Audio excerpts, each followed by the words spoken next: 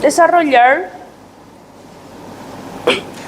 La clase pasada ya dimos ya una pequeña parte de lo que es la presión arterial y hoy vamos a ver los otros signos vitales. Yo les había pedido también a ustedes un trabajo que era para ustedes mismos que investiguen cómo es la correcta toma de la presión arterial.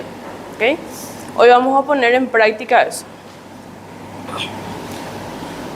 Como vimos en la clase pasada, la presión arterial es una medida vital en el campo de la medicina que indica la presión que va a ejercer la sangre contra las paredes de las arterias.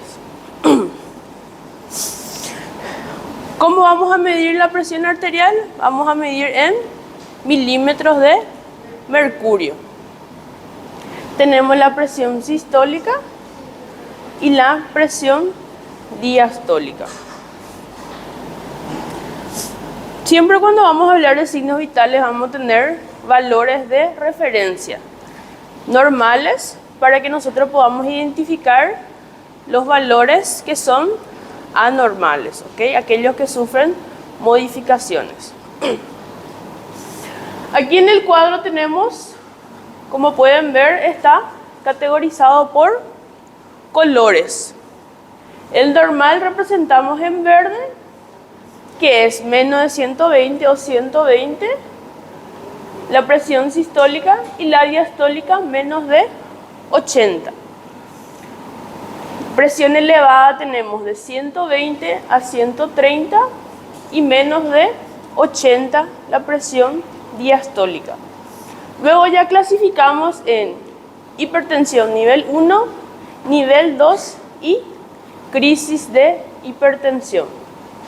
La presión arterial alta o hipertensión nivel 1 nosotros consideramos ya a partir de 130 a 40, 139 y entre 80 a 89.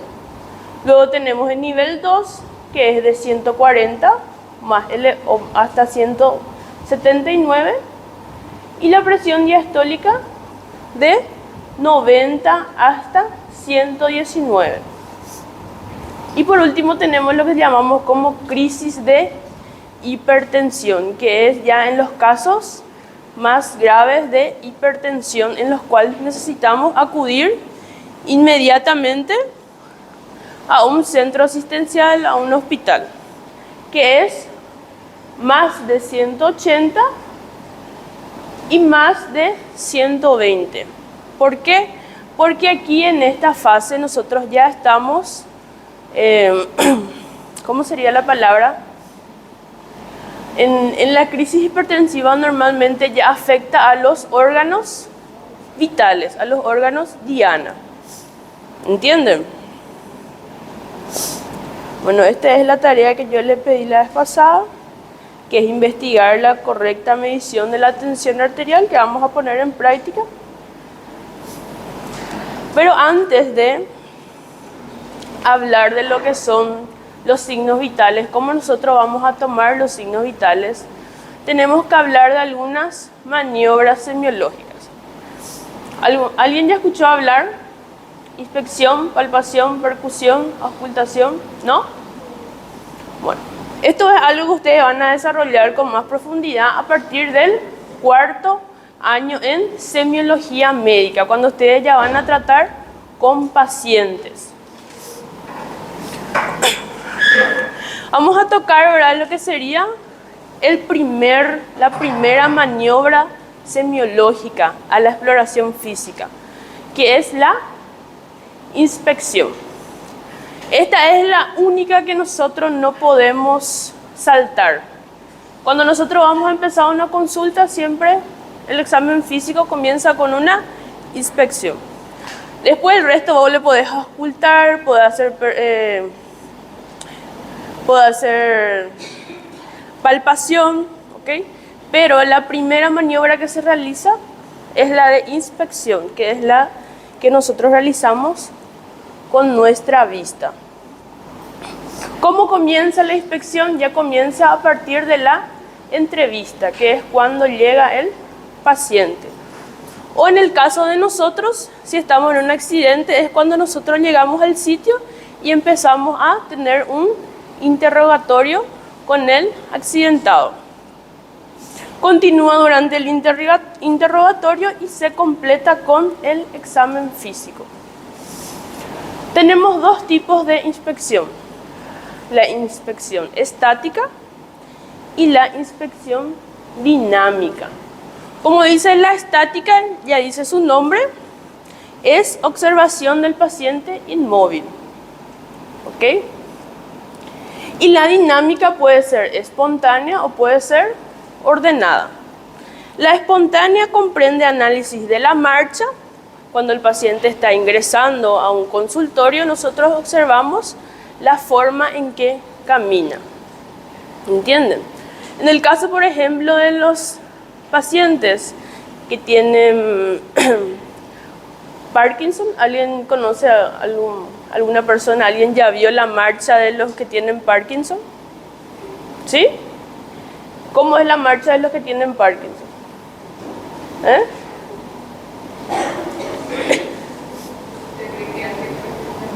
¿Cómo? La marcha es la forma en que ellos caminan. Ellos no caminan así normalmente como nosotros caminamos, ¿ok? El que tiene Parkinson normalmente tiene un, ¿cómo se dice? Le cuesta realizar el primer movimiento, ¿ok? Entonces él va a empezar a caminar de esta forma. El primer movimiento es más difícil de comenzar, ¿entienden? Entonces ellos tienen una marcha diferente a la de una persona que camina normalmente. Eso nosotros, por ejemplo, podemos observar ya en la inspección. ¿Ok? Luego, también podemos observar actitudes, movimientos anormales. Y también acá podemos recabar, ¿verdad?, algunas informaciones como la forma, el tamaño, la simetría, si el paciente tiene algunas expresiones, ¿ok? Si tuvo alguna cirugía, si tuvo algún accidente, entonces el cuerpo va a presentar, ¿verdad?, algunas cicatrices, ¿entienden? También podemos observar, ¿verdad?, lo que sería la parte de sistemas, ¿entienden? Los movimientos respiratorios, si la persona está agitada, si la persona, por ejemplo, está con una crisis hipertensiva. Aquí normalmente en la arteria carotidia vamos a ver cómo están así bien palpitante, ¿entienden? El estado de nutrición, si es una persona obesa, si es una persona desnutrida. Las facies. La facie nos dice mucho en la inspección. Normalmente nosotros tenemos, cada uno tiene su expresión de por sí, ¿ok? No todas las personas son sonrientes. Algunas personas como yo tienen la cara medio, para no decir una palabra, ¿verdad?, pero tienen la cara de argelada, ¿ok? Yo tengo una cara de ser una persona muy argel. Y eso, por ejemplo, es mi expresión, ¿ok? Pero cuando una persona siente dolor, nosotros vamos a ver una facie dolorosa porque en la expresión ya se puede notar cuando una persona está sintiendo dolor. O una persona que está con un síndrome biliar va a tener una facie ictérica, ¿ok? Entonces va a tener la apariencia medio amarilla, los ojos amarillos, ¿entienden? Entonces esa es la parte de las facies que nosotros podemos evaluar, ¿verdad?, con la inspección. Y luego tenemos lo que sería la ordenada, en el cual nosotros le damos alguna orden al paciente para que pueda realizar y nosotros podamos evaluar. ¿Ok? Eso es a grandes rasgos para que ustedes puedan tener una noción, porque esto ustedes van a dar en cuarto y quinto año a profundidad, cuando se vayan ya al hospital. Luego tenemos la palpación, ¿ok? Que es el segundo. Le voy a ir anotando acá.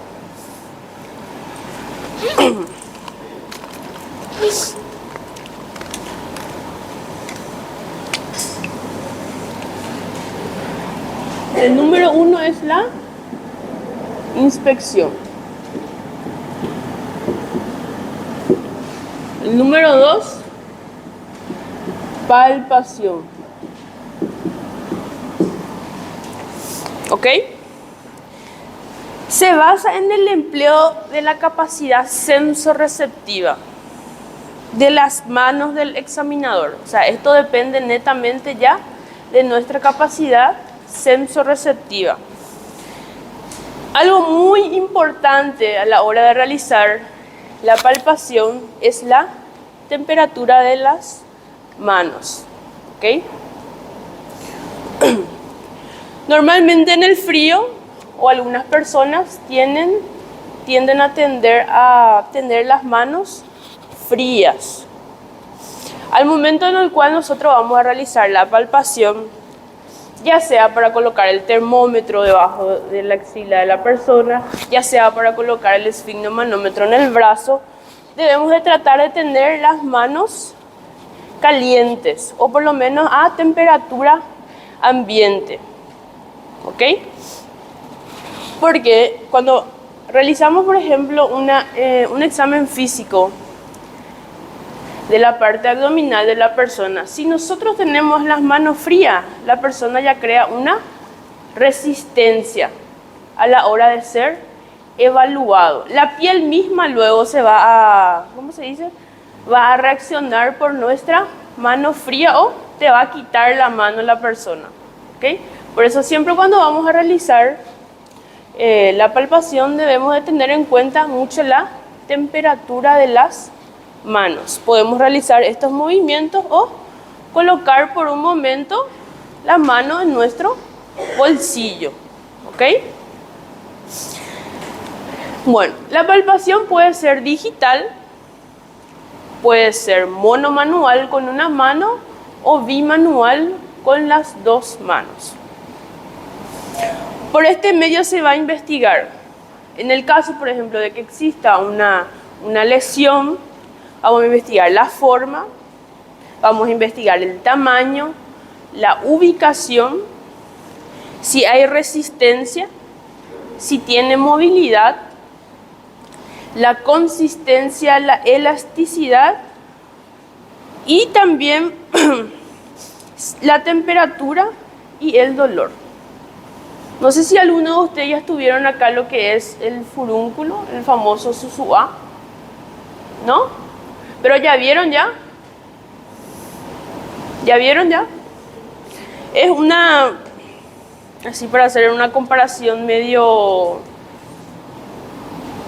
vaga, digamos, es como un enorme, es como un yarií enorme por ahí. ¿Ok? No sé cómo se dice eso en portugués. Que tiene una boca, que es más o menos así. Tiene una boca acá, en el cual normalmente esa parte es mucho más amarilla o mucho más blanca. ¿Ok? Y aquí alrededor nosotros encontramos lo que sería la secreción. Esto está, si digamos, no está roto, no está, todavía no abrimos. Luego, acá alrededor, nosotros vamos a encontrar una zona roja, ¿ok? Una zona roja, una parte inflamada. Y va a estar aumentado la temperatura. Al tocar, nosotros ya vamos a darnos cuenta que la temperatura en esa zona está más elevada. También tenemos dos tipos de palpación, que puede ser una palpación superficial, ¿ok?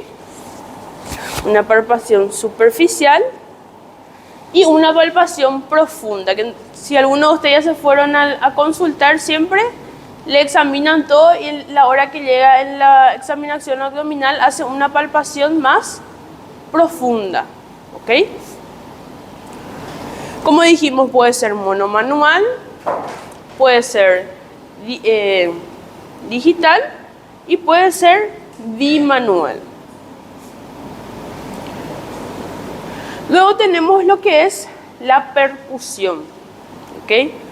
Es un método que nosotros vamos a producir una vibración y eso genera sonidos perceptibles al oído humano. ¿Quién es madre aquí? ¿Padre? Bueno, vos sos papá, ¿verdad? ¿Vivís con tu hija? No, entonces no. ¿Pero tenés hermanitos chiquitos? Alguien que tenga hermanitos chiquitos.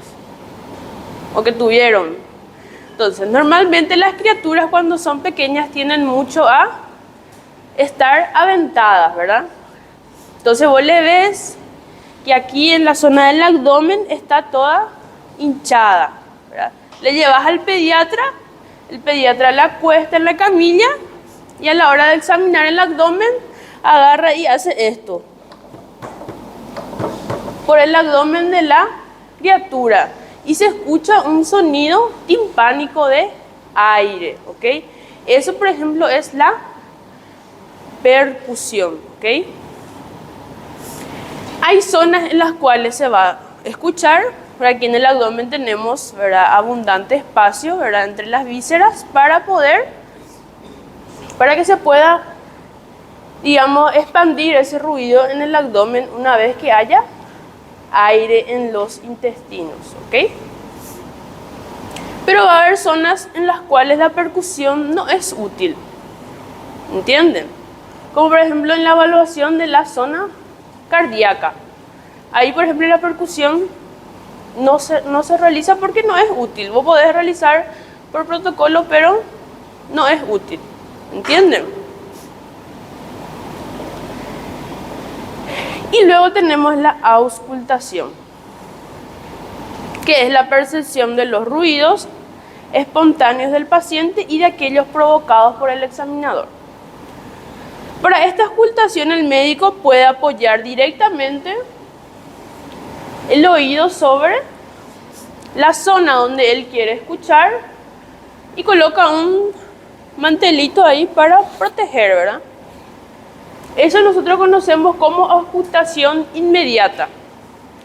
Y luego tenemos la que es a través de un estetoscopio, lo cual nosotros colocamos en la zona que queremos escuchar y ahí lo consideramos como auscultación mediata.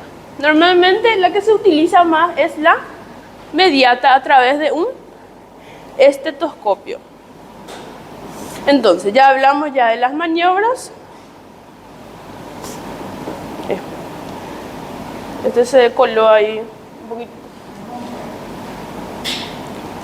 Y ahora vamos a empezar a hablar, ¿verdad?, de las consideraciones generales para una buena toma de la tensión o presión arterial. ¿Qué nosotros tenemos que tener en cuenta para realizar una buena toma de la presión arterial?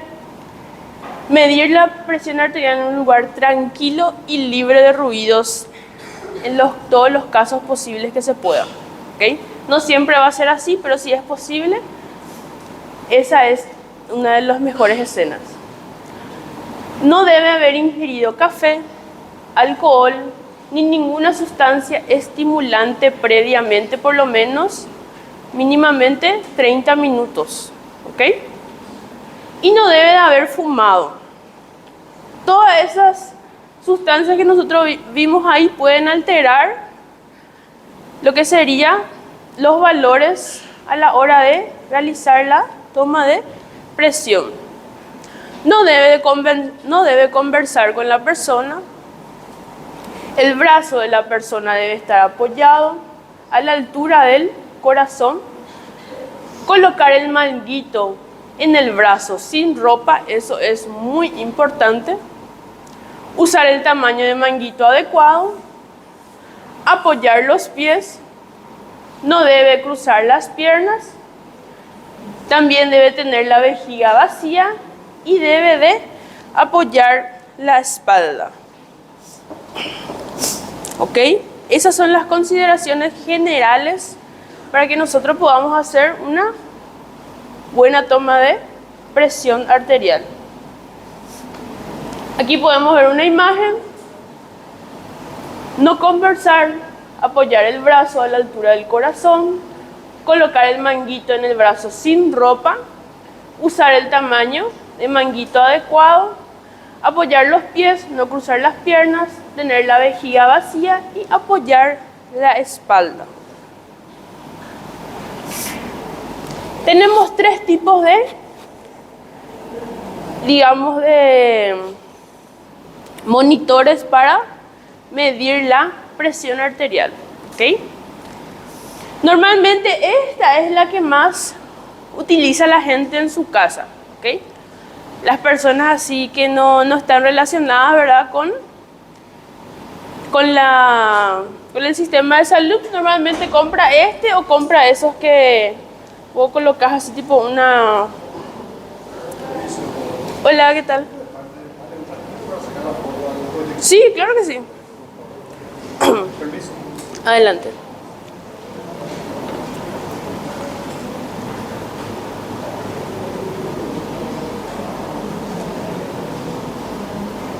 Gracias. De nada. Bueno, estos son los monitores automáticos. ¿Alguien trajo uno de estos hoy acá? ¿Quién trajo? Escuché un sí. Bueno. Es muy fácil de utilizar. Tiene un botón, ¿verdad? Obviamente que vamos a colocar el brazalete o manguito.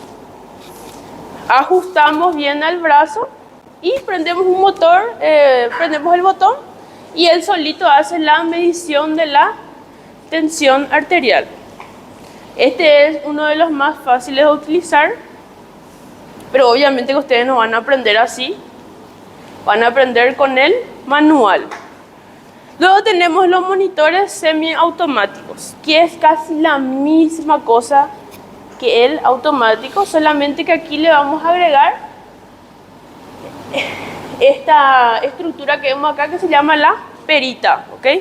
La perita, que es lo mismo, ajustamos el brazalete a nuestro brazo, cerramos la perita y empezamos a insuflar. Y luego desinflamos de a poquito y lo mismo aquí en este monitor que vemos acá, nos va a aparecer el valor de la tensión arterial. Y por último, y el más importante y el que ustedes van a usar siempre de acá al cuarto, quinto, sexto año, cuando se reciban y toda la vida. Yo, por ejemplo, tengo una mamá que es hipertensa, así que yo desde los 14 años aproximadamente uso este que vemos acá. Mi esfigmomanómetro, exactamente, este ya es un poco nuevo, tiene aproximadamente 3 años, pero esto se cambia cada tanto, ¿ok? Pero esto puede durar muchísimos años una vez que nosotros cuidemos, no golpeemos el manómetro y siempre esté calibrado. Si esto está calibrado, funciona. Si nuestro manguito no tiene ninguna rotura, no tiene ninguna fuga, esto funciona y puede durar años. Todo va a depender de cómo nosotros cuidemos.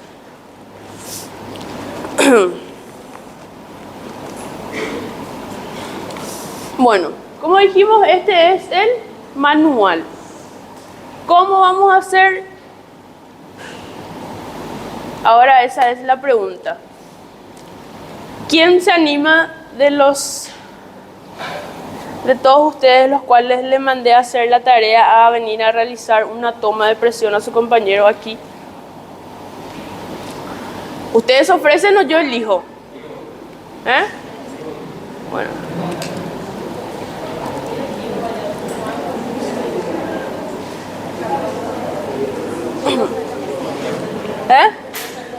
Y vení nomás ya acá.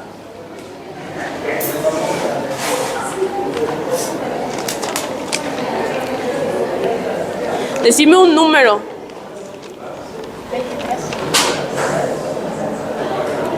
Eloísa Rockenbach. ¿Vas a ser la paciente? Sí.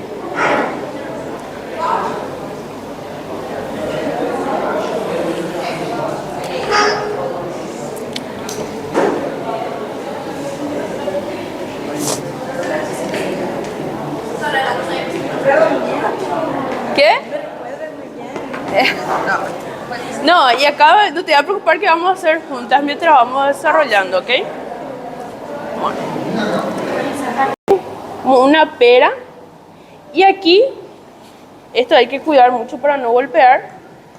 Y aquí tenemos esto, en el cual nos va a ayudar a cerrar a la hora para poder insuflar. Y a la hora de medir vamos a ir bajando lentamente, vamos a ir abriendo. ¿Ok? Luego tenemos nuestro estetoscopio,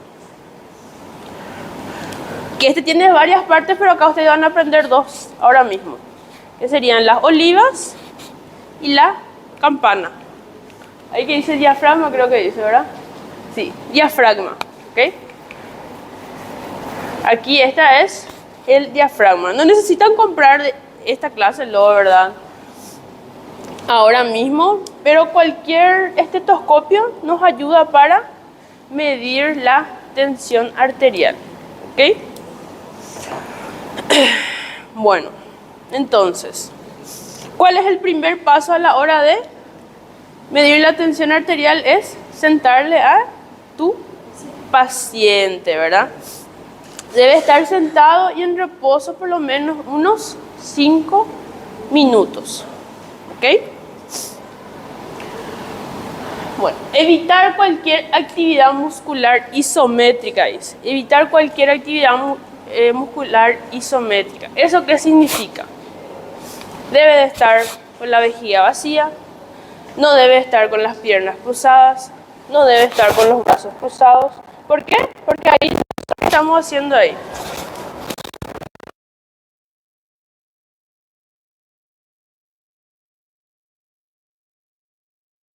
Posición sentada, sin doblar las piernas, sin doblar los brazos y con la vejiga vacía. Como dijimos, luego tenemos nuestro esfigmomanómetro manual y el manómetro de mercurio o aneroide, también se le dice, debe estar calibrado en los últimos 6 meses por lo menos, ¿ok? Luego vamos a elegir lo que sería el brazalete. Hay algunos esfigmomanómetros que son mucho más caros, obviamente, que vienen así de esta forma. Entonces nosotros lo único que hacemos es de cambiar de brazalete. Tiene como unas cositas así que vos sacás y podés cambiar nomás a otro brazalete para poder utilizar. Luego, ¿qué vamos a realizar? Hay que verificar, ¿verdad?, si la persona no tiene ninguna ropa, si no tiene ninguna campera, para dejar libre el brazo y la fosa antecubital. Colocar en el borde inferior del brazalete por lo menos 2 centímetros por encima del repliegue del codo, ¿ok? Te puedes acercar un poquitito a la mesa. Sí, vos vas a hacer, ¿ok? Sí. Y mientras vamos explicando, vas a ir haciendo, ¿ok?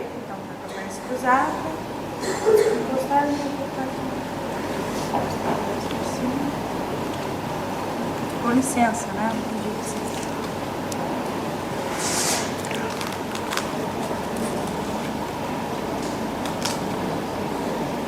No. Não? No, no. Ah, aqui, ó. Sí. Perdão. Tenés que dejar 2 centímetros libre aquí Sim. y por encima Un poquito más arriba, un poquito más arriba. Ahí, eso. Eso. Ya. Nuestro brazalete, aquí tiene una parte, no sé si todos, pero aquí tiene una flechita que dice arteria, ¿ok?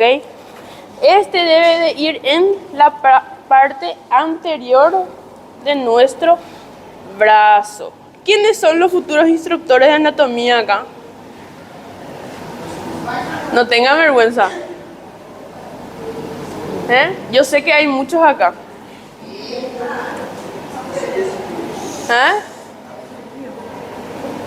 ¿Quiénes son los futuros instructores de anatomía?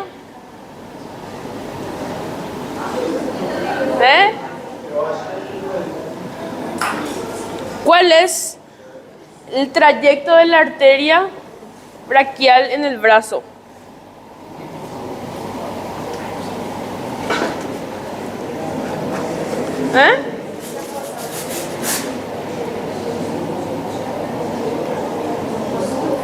¿Dónde yo voy a encontrar la arteria braquial en el brazo?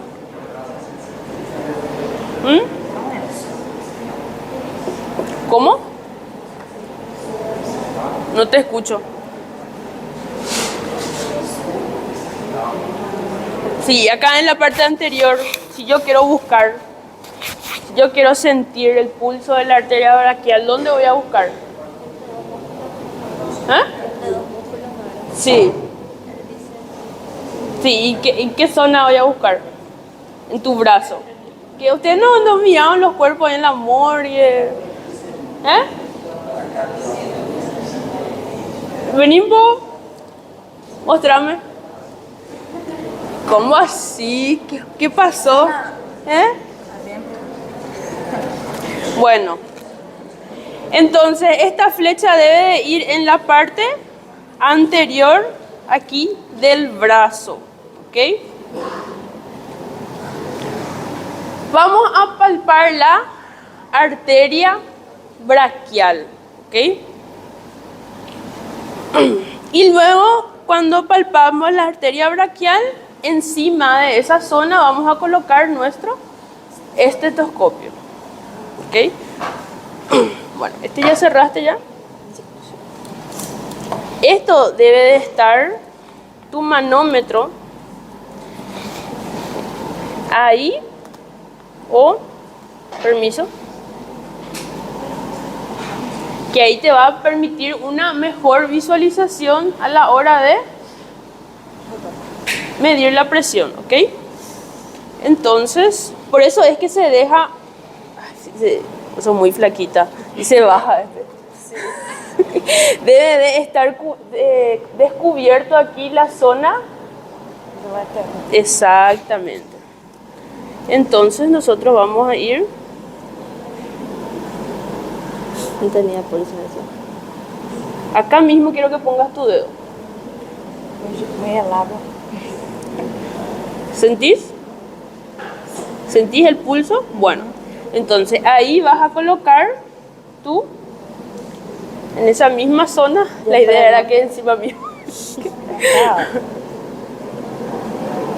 No, despacito, mira, así con los pulpejos de los dedos. ¿Ok? Ahí, entonces ahí colocas esto. Muy bien.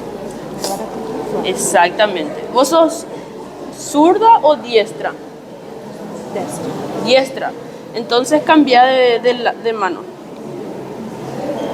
Eso era. Cerrás bien, insuflás. ¿Conseguís escuchar los latidos en el estetoscopio? Bueno. Insuflá hasta que deje de escuchar. Insuflá, insuflá.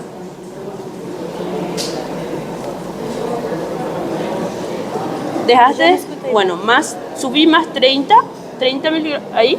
Ahora, despacito. Cállense un ratito, por favor.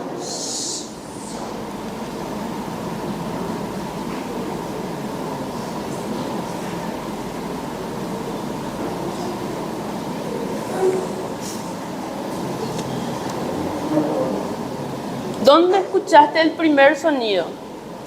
Em média, entre 110 a 120 ali. Ok. ¿Y el último? O último foi por entre 90 a 80. 90, 80. Sim. Bueno. No meio. Esses dois. Con la práctica te va a salir mejor. Pero, permitime un poco un ratito.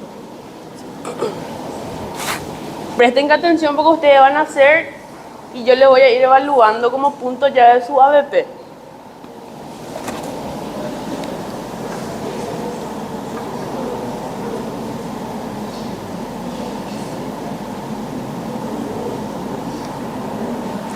Entonces, vas a ir insuflando. A la hora de bajar, tenés que bajar despacito.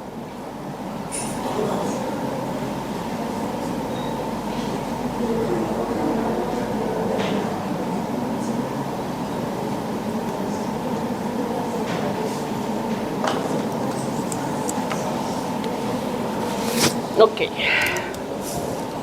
¿Estás con frío? Eu sim. ¿Eh? Tô bem particular. Bueno, entonces, ¿viste? A la hora de bajar, vos tenés que tratar de ir bajando despacito, ¿ok? Entonces, para que vos puedas visualizar mejor en qué, ¿cómo se dice? En qué numeración vos escuchás el primero y el último, ¿ok? ¿Hasta dónde insuflaste? ¿Hasta qué número? 180. Vos, bueno, ahora vamos. Ahora, ¿puedes sacarle nomás ya? ¿Puedes sacarle nomás? Ok. Bueno, todos ya vieron cómo es el procedimiento.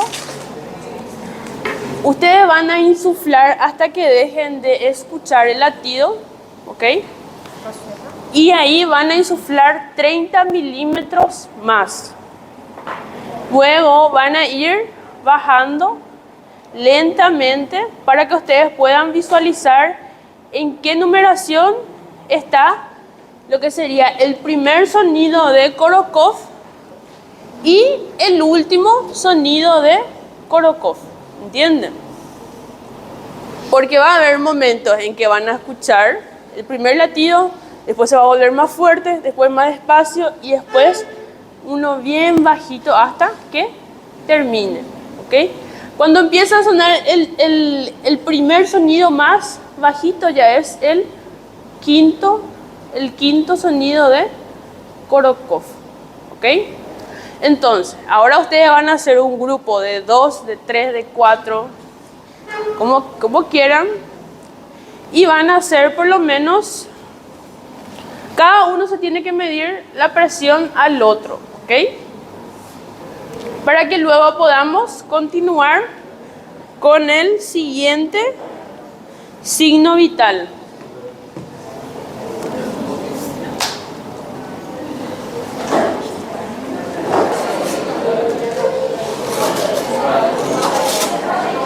¿Qué brazo se utiliza? Acá, ¿eh? ¿Qué brazo se utiliza más para...? Se puede utilizar los dos, no hay mucha... ¿Hay diferencia? No. Lo ideal es hacer en los dos y tener que... Normalmente ahí buscas una diferencia si hay entre una presión del lado izquierdo y derecho. E tem diferença no braço esquerdo e direito? No, puedes hacer en los dos. ¿No pasó la lista? Sí.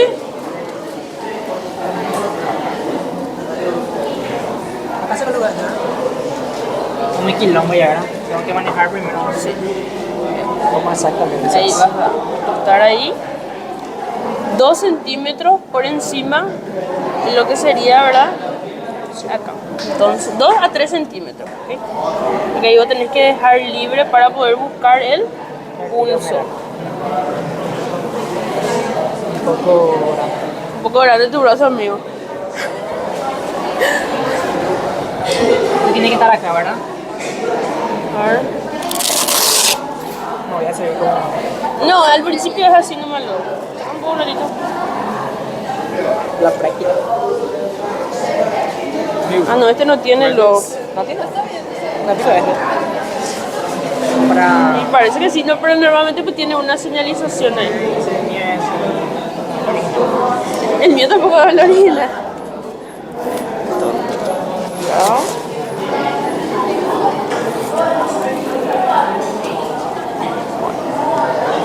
paciente tiene que estar ajustado, pero no tan ajustado, por lo menos como para que pueda entrar tu dedo acá, ¿ok?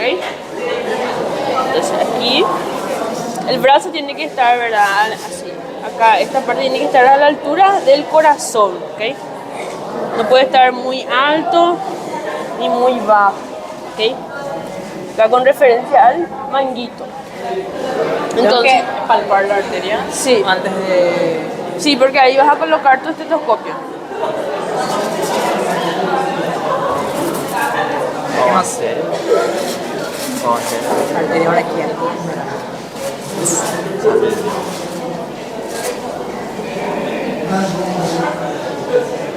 Creo que acá se sienten unos latidos de la arteria cardiaca. Creo que acá hay una. Y si sentís ahí, colocas ahí. ¿Y ahora? ¿Con qué? ¿Qué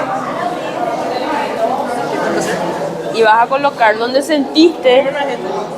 No, vas a cerrar nomás eso, cerrar. Ya cerré. Bueno, donde sentiste el pulso, vas a colocar tu diafragma, ¿ok? Vamos a aprovecharnos de saberle todo, ¿no? Está sano, ¿no?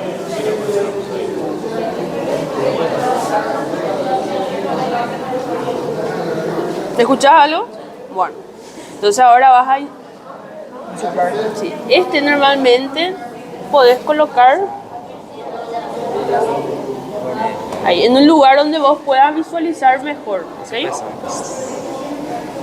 ¿Puedo insuflar ya? Sí, insufla hasta que dejes de escuchar y cuando dejas de escuchar insuflas más 30 miligramos. Miligramos, Mira. milímetros de Ya su mercurio. saturación. No tenés que... Ya hiciste mal ya el primer paso de no hablar, no... Escucho todavía. No, y tenés que insuflar.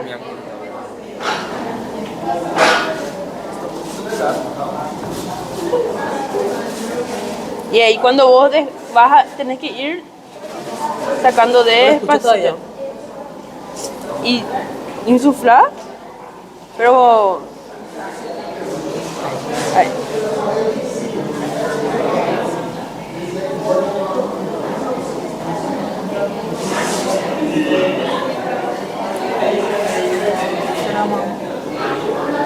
Y vas bajando, vos estabas dejando quietito ahí, vas bajando a poquito.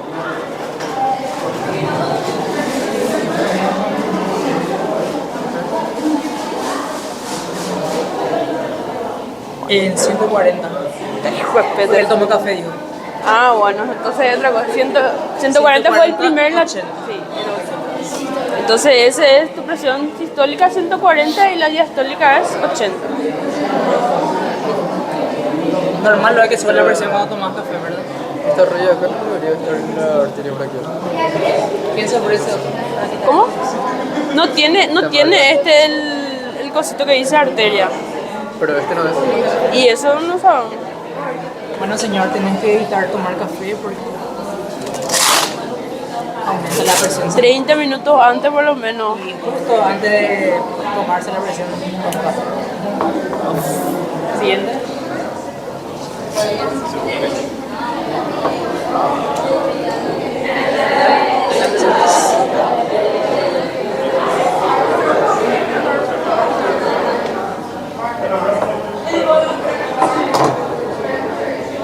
Me dijo permiso.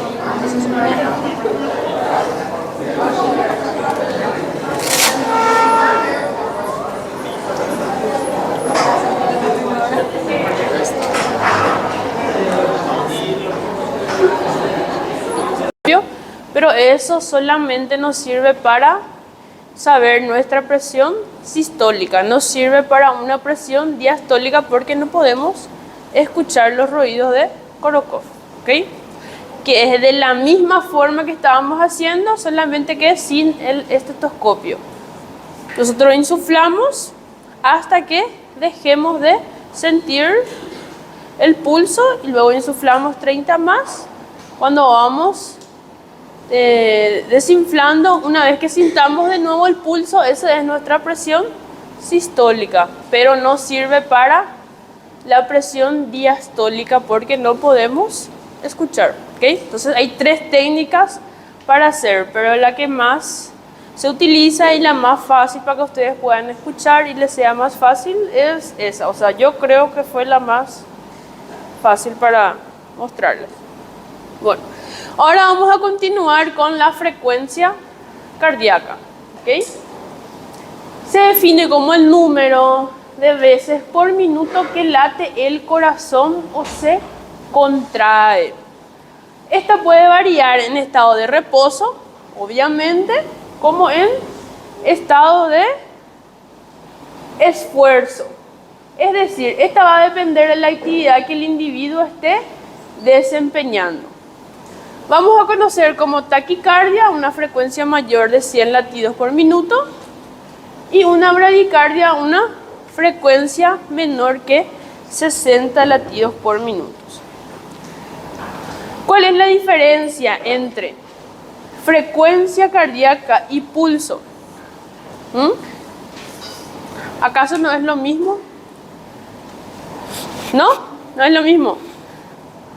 La frecuencia cardíaca y el pulso. ¿Frecuencia cardíaca qué es? El número de veces que se contrae el corazón. Y eso es lo que nos va a dar también el pulso. Por la cantidad de veces que se contrae el corazón, nosotros vamos a ir sintiendo el pulso, ¿ok?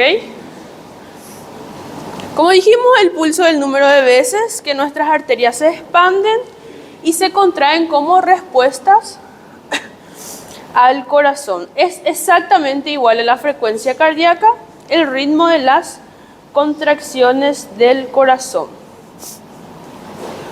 ¿Cuáles son los valores de referencia que nosotros vamos a tener? Eso varía, ¿verdad? De un recién nacido hasta un adulto mayor. En un feto, ¿verdad? Que es cuando está, ¿verdad?, en la panza de la embarazada, lo normal es encontrar 320 a 160. Un recién nacido, 130, 140. Los infantes, 110, 130. Niños, 90, 110. Y los adolescentes, 80. Edad adulta, 70. Y un adulto mayor es 60 latidos por minuto. Como dijimos, las alteraciones son taquicardia y bradicardia. ¿Cuáles son los lugares donde nosotros podemos auscultar? Nosotros vamos a llamar de esto como focos de auscultación cardíaca, que vamos a tener 5. Mi amor a por ti es una mnemotecnia para que se recuerden de los focos de auscultación. Mi, mitral, amor, aórtico, a, aórtico accesorio, por, pulmonar, y ti es tricúspide. El aórtico, ¿dónde vamos a encontrar? Esto también les va a ayudar a ustedes a la hora de colocar los electrodos en un electrocardiograma. ¿Ok? Aórtico, segundo espacio intercostal paraesternal derecho. Pulmonar, segundo espacio intercostal, pero del lado izquierdo. Luego tenemos el aórtico accesorio, que es en el tercer espacio intercostal paraesternal izquierdo. Luego tenemos el tricúspide, cuarto espacio intercostal paraesternal izquierdo, y el mitral, que ya es en el quinto espacio intercostal, línea media clavicular. Yo estoy viendo la posibilidad de que nosotros podamos irnos, no sé si nos van a permitir, pero en la sala de simulación de clínica médica hay muñecos donde podemos encontrar los... ¿Ustedes pudieron entrar el año pasado? ¿Sí? ¿Pudieron ocultar el muñeco? ¿No? ¿Cómo? ¿Algunos compañeros sí? Ah, por compañeros. Ah, ok. Pero acá en la sala de simulación tenemos un muñeco donde da para escuchar los ruidos normales, ¿verdad? En los focos auscultatorios. Pero hoy podemos practicar, ¿verdad? Por nuestros compañeros. ¿Cuáles son los tonos cardíacos que nosotros vamos a escuchar? Es loop, doop, loop, doop. Loop, que es el cierre de las válvulas aurículo ventriculares, y doop es el cierre de las válvulas semilunares. Esos son los ruidos normales que nosotros conocemos como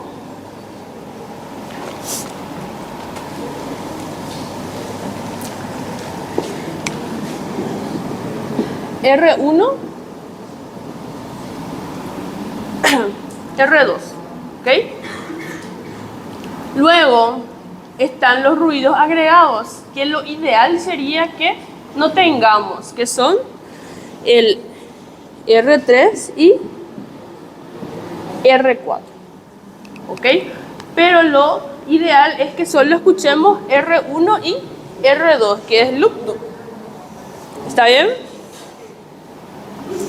Bueno, el pulso normal para un adulto saludable oscila entre 60 y 100. Puede variar o aumentar, como dijimos, de acuerdo a si estamos haciendo un ejercicio, si estamos enfermos, si estamos con fiebre, si estamos emocionados, si tenemos una lesión. Todo eso puede hacer que varíe los valores normales. ¿Cómo vamos a tomar el pulso? Necesitamos de un reloj o de un cronómetro, ya sea un celular. Si es un reloj, necesitamos que tenga segundero, ¿ok? Entonces, nosotros agarramos lo que normalmente se hace. En nuestro celular colocamos un cronómetro y así como ustedes estaban practicando, creo que me salté un slide acá hablando de eso. Sí, me salté algo muy importante acá, que son los lugares donde nosotros podemos encontrar el pulso, ¿verdad? Tenemos el temporal, que normalmente a mí, por ejemplo, cuando me duele mucho la cabeza, siento que acá que tengo un corazón acá adentro, que me está latiendo. Luego tenemos el pulso carotídeo, que es el más fácil de encontrar, el humeral que estábamos practicando hoy, radial, cubital, femoral, popliteo, tibial posterior y pedio. ¿Okay? Esos son todos los lugares donde nosotros podemos... ¿Quién está hablando? ¿Quién? No me molesta que hablen, pero me molesta cuando hablan muchos de una vez porque ya es demasiado, ¿ok? Me desconcentra a mí. Bueno, como dijimos, entonces vamos a colocar en un cronómetro. En el mejor de los casos sí podemos contar, ¿verdad? Por un minuto. Colocamos ahí, entonces vamos contando. Lastimosamente esa es la única forma. Vamos a contar hasta que dé un minuto y ahí vamos a saber cuánto es nuestro pulso. Lo mismo con la frecuencia cardíaca. Auscultamos por un minuto y ahí vamos a saber la cantidad de veces que late el corazón, ¿ok? Aquí podemos ver, como dijimos, podemos hacer con un reloj, colocamos nuestro reloj y vamos auscultando, o sea, vamos palpando, ¿verdad? Para sentir el pulso. ¿Cuáles son las alteraciones que nosotros podemos encontrar? Hablando de pulso, es la taquicignia, que es un aumento de la frecuencia del pulso por encima de 90 pulsaciones, y la bradicignia, que es la disminución de la frecuencia del pulso por debajo de 60 pulsaciones, ¿ok? Si nosotros no tenemos ninguna alteración cardíaca, ninguna alteración de las arterias y de las venas, la frecuencia cardíaca con el pulso debería de coincidir. Puede variar unos, ¿cómo se dice? Unos numeritos así, pero mínimos. No puede haber una variación, por ejemplo, de 10 entre nuestra frecuencia cardíaca y nuestro pulso, ¿ok? Bueno, algo muy importante también que normalmente solemos medir es la frecuencia respiratoria. Como sabemos, la respiración es un proceso mediante el cual se toma oxígeno del aire ambiente y se expulsa anhídrido carbónico. El ciclo respiratorio comprende una fase de inspiración y una fase de expiración, ¿ok? ¿Cómo nosotros vamos a hacer la medición de la frecuencia respiratoria? Normalmente nosotros no le comentamos eso a nuestro paciente. ¿Por qué? Porque la persona, al saber que vos le vas a medir, ¿verdad?, la cantidad de veces que respira en un minuto, ellos tienden a alterar eso. Porque la respiración es algo que nosotros hacemos de por sí, ¿ok? No es algo que estamos pensando, no, ahora voy a respirar 12 veces. No, ahora voy a respirar 20, ¿ok? Es un proceso natural, ¿entienden? Entonces, al momento que nosotros estamos midiendo, ¿verdad?, lo que sería el pulso, una vez que nosotros acabemos eso, continuamos o podemos empezar por la frecuencia respiratoria, medimos cuántas veces respiran en un minuto y luego le tomamos el pulso, ¿ok? No es algo que nosotros le comentamos a la persona que vamos a realizar. Bueno, los pasos para medir una frecuencia respiratoria: comprobar la identidad del paciente, colocar el paciente, podemos colocar en decúbito supino. ¿Ustedes saben lo que es decúbito supino? ¿No? El decúbito supino es acostado, boca para arriba. Y en sedestación, que es una persona sentada como ustedes están ahora. Siempre que sea posible, es mejor sentado, ¿ok?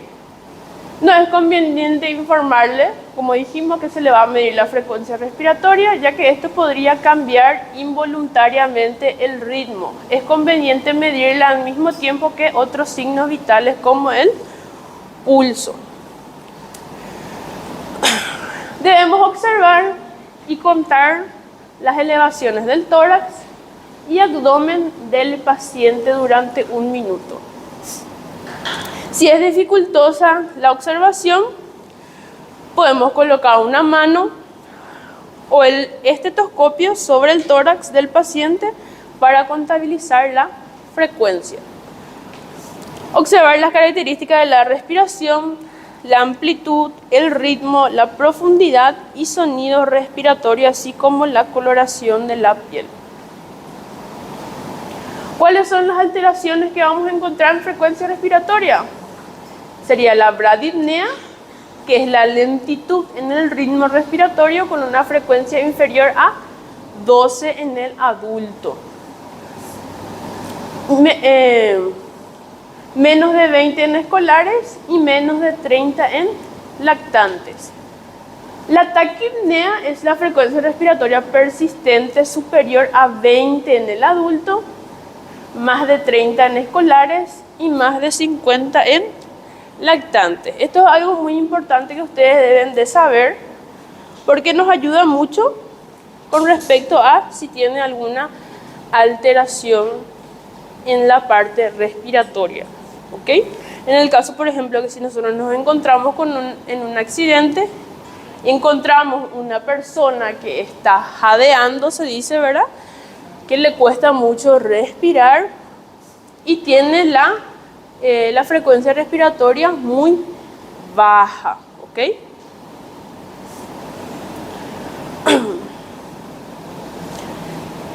Y luego tenemos lo que es el signo vital, que es la medición de la temperatura. La temperatura es el equilibrio entre la producción de calor del cuerpo y su pérdida. El centro regulador está localizado en el hipotálamo. El material que necesitamos es un termómetro.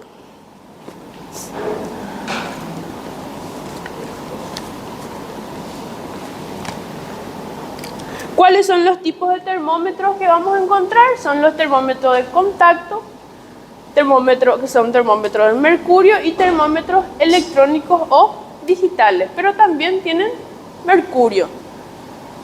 Y luego tenemos los termómetros remotos que se hicieron muy famosos ahora en la pandemia, que son manuales, infrarrojos, identificación infrarroja y termómetros timpánicos.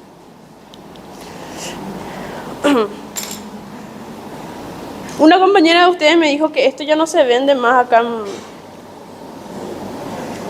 en las farmacias. Este termómetro, sin mentirles a ustedes, este termómetro debe tener como unos 15 años por ahí. Pasó de generación en generación, y cuando yo estaba en el colegio, yo estudié técnico en salud y mi abuela me regaló este termómetro. O sea que este tiene un valor sentimental así muy fuerte. Encima que ya no se vende más. Y me costó muchísimo, la verdad, al principio, identificar cómo vamos a ver la temperatura en este. Obviamente que si les muestro así, ustedes no van a ver, porque voy a ir pasando. ¿Alguien ya vio ya esta clase? ¿Ya saben cómo se usa?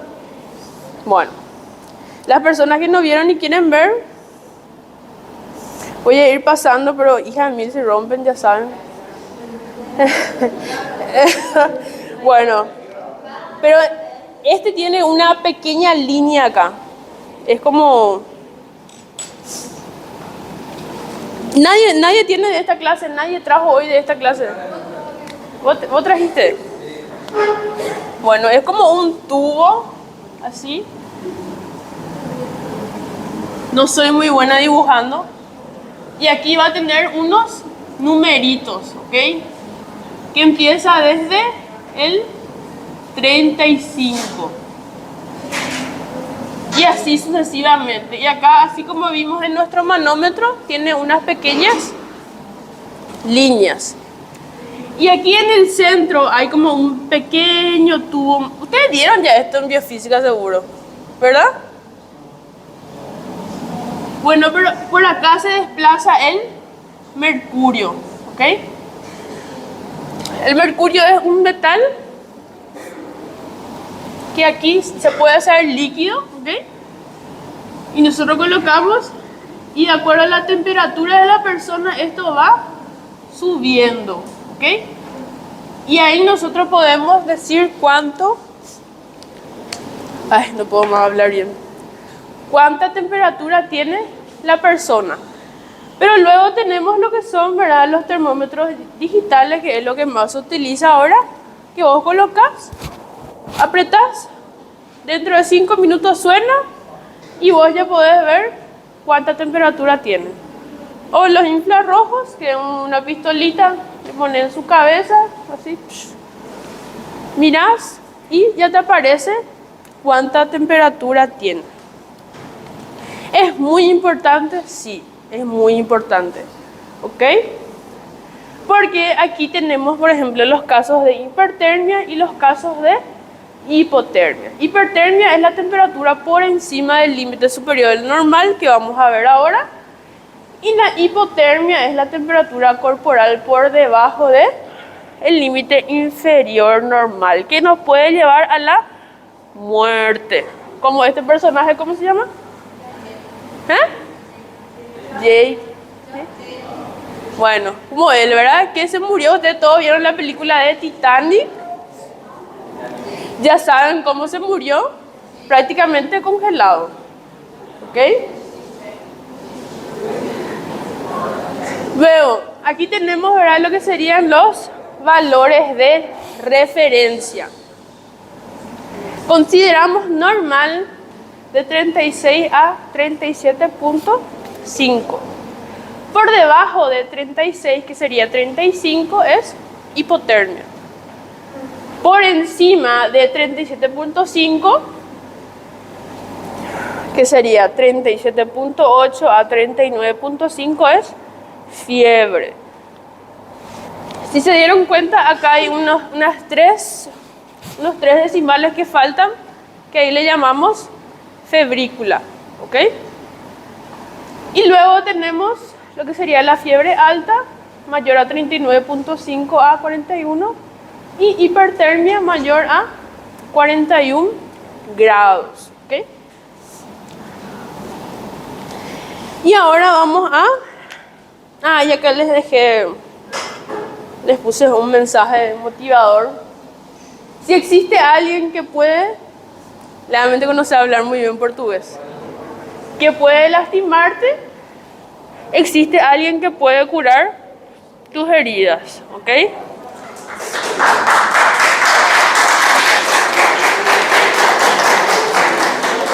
Bueno, y ahora por último vamos a pasar a practicar un poquitito, unos minutitos, frecuencia cardíaca, frecuencia respiratoria y la temperatura. Y ahora vamos a practicar un ratito así rapidito.